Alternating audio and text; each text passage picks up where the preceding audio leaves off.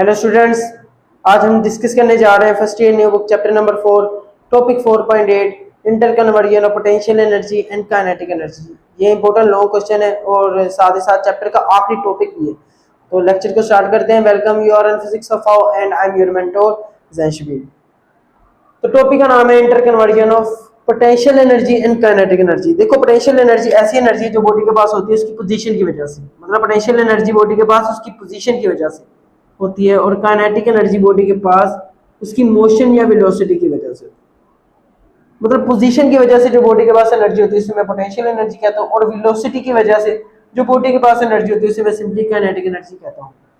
अच्छा, मुझे यहाँ पे करना क्या है? Interconversion of potential energy and kinetic energy में मुझे करना क्या है? देखो, मेरे पास ये बॉडी है, तीन डिफरेंट पोजीशंस पे है। पहले वो पोजीशन ए पे है, पोजीशन बी पे है, पोजीशन सी पे। मुझे इन तीनों पोजीशंस पे टोटल एनर्जी फाइंड आउट करनी है।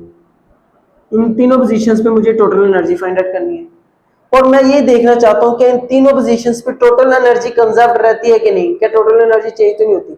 मुझे ये प्रूव करना है कि इन तीनों पोजीशंस पे जो टोटल एनर्जी है वो कंजर्व रहेगी। बस सिंपली होगा क्या कि ए से बी पे जाते हुए, मतलब लेट्स सपोज मेरे पास बॉडी है वो at a certain height H पर है और वो पोजीशन ए बनती है मेरे पास।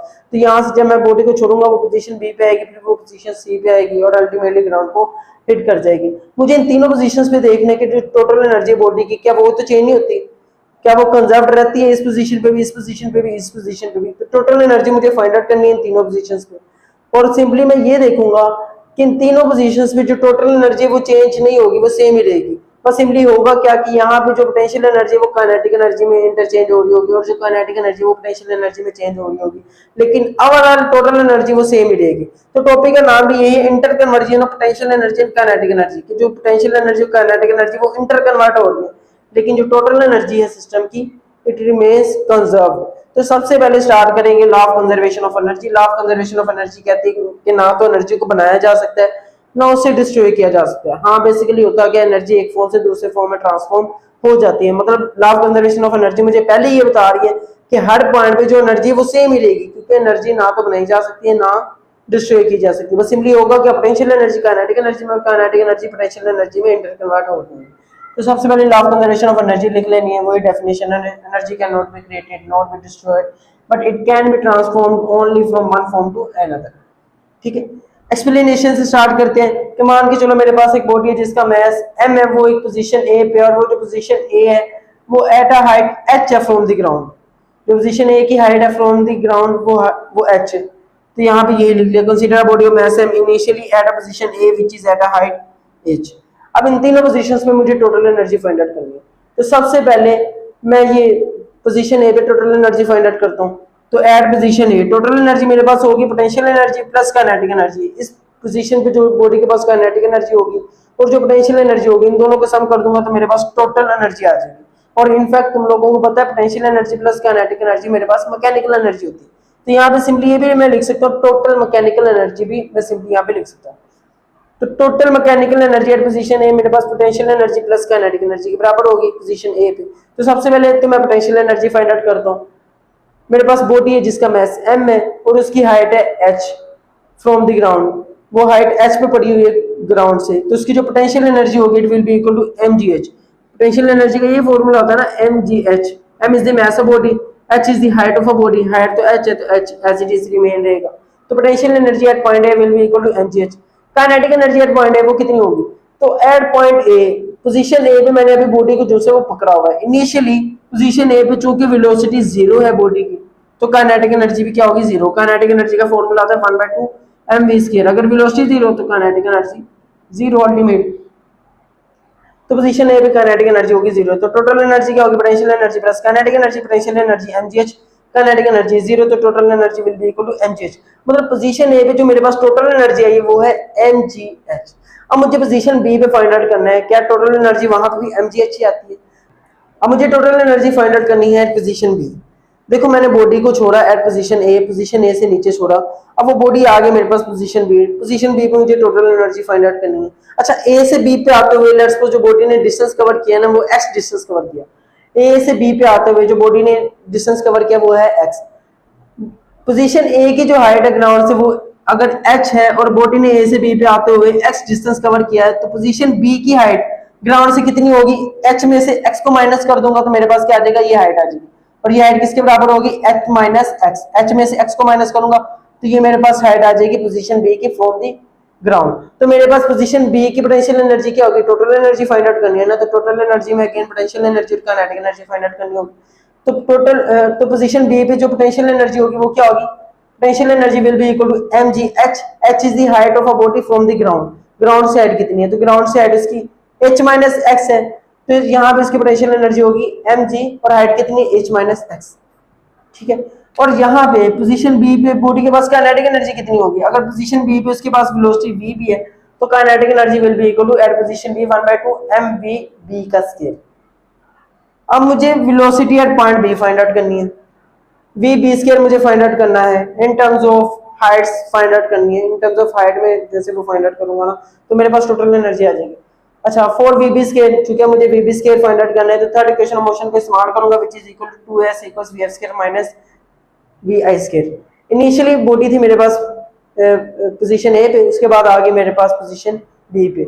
अगर इनिशियली पोजीशन a पे थी तो वहां पे उसके पास वेलोसिटी थी va और फिर आगे मेरे पास पोजीशन b पे तो वहां पे उसके पास वेलोसिटी होगी vb। तो इनिशियल वेलोसिटी मेरे पास va स्क्वायर और फाइनल वेलोसिटी मेरे पास vb स्क्वायर। डिस्टेंस कितना कवर किया, a से b पे आते हुए x डिस्टेंस कवर किया। और एक्सीलरेशन क्या होगी, under the action of gravity वो बॉडी मूव कर रही है तो acceleration will be equal to g। तो यहाँ पे जो a है वो मेरे पास आ जाएगा g के, तो 2g और डिस्टेंस कितना कवर किया x, final velocity vb square minus initial velocity va square position a पे थी। अच्छा, पोजीशन a पे वेलोसिटी 0 थी तो va स्क्वायर यहाँ पे 0 हो जाएगा, तो सिंपली vb स्क्वायर मेरे पास बराबर होगा 2gx की। vb स्क्वायर की यहाँ पे मैं वैल्यू पुट करूंगा तो kinetic energy will be equal to 1/2 m vb square की जगह 2gx, 2 से कैंसिल तो kinetic energy will be equal to mgx। Kinetic energy भी आ गई मेरे पास, इन टर्म्स ऑफ हाइट मैंने मैनिपुलेट कर लिया। पोटेंशियल एनर्जी में मेरे पास आ गया तो टोटल एनर्जी मैं फाइंड आउट करूंगा इन दोनों को सम करके और देखूंगा क्या ये mgh ही के बराबर आती है। तो इसके लिए मुझे नेक्स्ट व्हाइट बोर्ड पे फर्दर मूव करना पड़ेगा। तो पोजीशन बी पे जो टोटल एनर्जी है वो मेरे पास again potential energy plus kinetic energy, potential energy हमने फाइंड आउट कर लिया which is equal to mg bracket में h माइनस x, पिछले व्हाइट बोर्ड में अभी हमने कैलकुलेट किया, और काइनेटिक एनर्जी mgx। mg को मैं अंदर मल्टीप्लाई कराऊंगा तो mgh minus mgx plus mgx से कैंसिल, तो टोटल एनर्जी मेरे पास आएगी at position b mgh। Position a पे भी mgh आई थी और पोजीशन b पे भी mgh ही आ रही है, मतलब यहाँ पे तो टोटल एनर्जी मतलब ये बता रही है कि टोटल एनर्जी पोजीशन a से पोजीशन b पे जाते हुए चेंज नहीं हो रही है। अब मैं टोटल एनर्जी फाइंड आउट करूंगा एट पोजीशन c। तो total energy at position c मेरे पास वो पोजीशन है जो कि just before hitting the ground, ground को जस्ट हिट करने से पहले जो पोजीशन है वो है पोजीशन c। तो यहाँ पे जो पोटेंशियल एनर्जी है, यहाँ पे चूंकि पोजीशन c पे जो हाइट है वो 0 तो potential energy will B 0, height 0 होगी तो पोटेंशियल एनर्जी 0 होगी। और काइनेटिक एनर्जी मेरे पास पोजीशन c पे 1/2 mv और पोजीशन c है तो vc का स्क्वायर, ठीक है, vc का स्क्वायर। तो kinetic energy will be equal to 1/2 mvc का स्क्वायर। अब मैं vc स्क्वायर फाइंड आउट करूंगा, वेलोसिटी फाइंड आउट करूंगा एट पोजीशन c। यहाँ तो मेरे पास दो ऑप्शंस हैं, थर्ड इक्वेशन ऑफ मोशन को इस्तेमाल करूं, जैसे अभी मैंने velocity at position b find out किया तो सेम ऐसे वेलोसिटी एट पोजीशन c भी फाइंड आउट कर लूंगा। यहाँ पे मैं कंपेयर भी कर सकता हूँ। तो पोजीशन b पे जो मेरे पास बॉडी की वेलोसिटी थी ये मेरे पास पोजीशन a थी, पोजीशन b पे जो मेरे पास बॉडी की वेलोसिटी थी वो 2gx था। x यहाँ पे बता रहा था कि a से b पे आते हुए बॉडी ने डिस्टेंस कवर किया x का, अब a से c पे आते हुए बॉडी ने डिस्टेंस कवर किया h का, तो position at velocity at position c will be equal to 2gh। समझ लो, b पे मेरे पास वेलोसिटी थी 2gx, vb स्क्वायर मेरे पास बराबर था 2gx, x मेरे पास था डिस्टेंस, a से b पे आते हुए बॉडी ने कितना डिस्टेंस कवर किया वो x है। और वेलोसिटी पोजीशन c मेरे पास क्या होगी, vc square will be equal to 2gh होगा क्योंकि उसने जो डिस्टेंस कवर किया वो h का डिस्टेंस कवर किया। नहीं तो फिर तुम लोग जैसे वो थर्ड इक्वेशन ऑफ मोशन को इस्तेमाल करो और एट द एंड यही रिजल्ट तुम लोगों के पास आएगा 2gh आएगा। तो बहरहाल vc स्क्वायर मेरे पास 2gh है, यहाँ पे मैं वैल्यू पुट करूंगा 1/2 m 2gh, 2 से कैंसिल, तो kinetic energy at position c will be equal to mgh। तो टोटल एनर्जी मेरे पास क्या होगी, potential energy plus kinetic energy, potential energy तो 0, काइनेटिक एनर्जी mgh, तो total energy again at position c is also mgh। b पे भी mgh, a पे भी mgh और c पे भी mgh, मतलब टोटल एनर्जी जो सी वो चेंज नहीं हो रही। तो रिजल्ट में when object is freely fall then its potential energy is decreasing, जब मैं ऑब्जेक्ट को फ्रीली फोल्ड करवाता हूं तो होता क्या, ऊपर से नीचे आते हुए उसकी जो पोटेंशियल एनर्जी वो जीरो होती, कम होती जा रही है। यहाँ पे mgh थी, पूरी पोजीशन सी पे आते आते उसकी जो पोटेंशियल एनर्जी वो जीरो होगी, मतलब उसकी जो पोटेंशियल एनर्जी है वो तो डिक्रीज कर रही है, बट कोरोस्पोंडिंगली उसकी जो काइनेटिक एनर्जी है वो इंक्रीज कर रही है। और इस पूरे सिनेरियो में हमने जैसे वो एयर फ्रिक्शन है उसको क्या किया हुआ, निग्लेक्ट किया हुआ, हमने एयर फ्रिक्शन की कहीं पे कोई बात नहीं की, by neglecting the air friction. तो यहाँ पे सिंपली मैं कह सकता हूँ लॉस इन पोटेंशियल एनर्जी, जो बॉडी की पोटेंशियल एनर्जी कम हो रही है वो मुझे दिखने को मिल रही है in the form of gain in kinetic energy. तो loss in potential energy will be equal to gain in kinetic energy. अच्छा, इनिशियली अगर मेरे पास बॉडी की वेलोसिटी v1 थी, इसे अब मैं लिख रहा हूँ, अगर यहाँ पे मेरे पास बॉडी की वेलोसिटी, यहाँ से मैं बॉडी को फेंकता हूँ और इसकी हाइट ग्राउंड से h1 है, अब मेरे पास बॉडी आ जाती है यहाँ पे और इस पोजीशन की जो हाइट है वो h2 है। यहाँ पे अगर मेरे पास बॉडी की वेलोसिटी v1 थी और यहाँ पे मेरे पास बॉडी की वेलोसिटी v2 थी, तो यहाँ से यहाँ पे आते हुए कितना लॉस किया पोटेंशियल एनर्जी का, यहाँ पे पोटेंशियल एनर्जी ज्यादा थी, यहाँ पे पोटेंशियल एनर्जी कम थी, तो कितना लॉस हुआ, mgh1, यानी यहाँ से mgh1 माइनस mgh2 करूंगा, है ना, पोटेंशियल एनर्जी mgh होते हैं, तो यहाँ पे mgh1 होगी पोटेंशियल एनर्जी और यहाँ पे mgh2 होगी, तो mgh1 में से mgh2 को माइनस करूंगा तो मेरे पास लॉस इन पोटेंशियल एनर्जी आ जाएगी। अच्छा, यहाँ से यहाँ पे आते हुए जो काइनेटिक एनर्जी वो इंक्रीज कर रही है, मतलब यहाँ पे काइनेटिक एनर्जी ज्यादा है इस पोजीशन पे और यहाँ पे कम है ना, तो काइनेटिक एनर्जी कितना गेन हुआ, इसमें से इस काइनेटिक एनर्जी को माइनस कर दूंगा। यहाँ पे काइनेटिक एनर्जी होगी 1/2 mv2 का स्क्वायर और यहाँ पे काइनेटिक एनर्जी 1/2 mv1 का स्क्वायर। देखो जरा, पोटेंशियल एनर्जी डिक्रीज कर रही थी, तो इस पोजीशन से यहाँ पे ज्यादा थी यहाँ पे कम, तो ज्यादा में से कम को माइनस किया, और यहाँ पे जो काइनेटिक एनर्जी है वो गेन हो रही है, वो इंक्रीज कर रही है, तो यहाँ पे काइनेटिक एनर्जी ज्यादा है, इस पोजीशन पे ज्यादा है, इस पोजीशन पे कम है, तो यहाँ ये वाली पोजीशन से ये वाली पोजीशन को मैंने माइनस किया तो मेरे पास यहाँ पे आ जाएगी गेन इन काइनेटिक एनर्जी। तो लॉस इन काइनेटिक एनर्जी में h1 पहले है, गेन इन काइनेटिक एनर्जी में v2 सेकंड वाली पोजीशन पहले है, तो इसी तरीके से। अच्छा, mg को मैं यहाँ से कॉमन लूंगा, h1 माइनस h2 बचेगा और यहाँ से 1/2 m को मैं कॉमन लूंगा तो अंदर बचेगा v2 square minus v1 square. अच्छा, इस पूरे सिनेरियो में एयर फ्रिक्शन को मैंने क्या किया हुआ, निग्लेक्ट किया हुआ।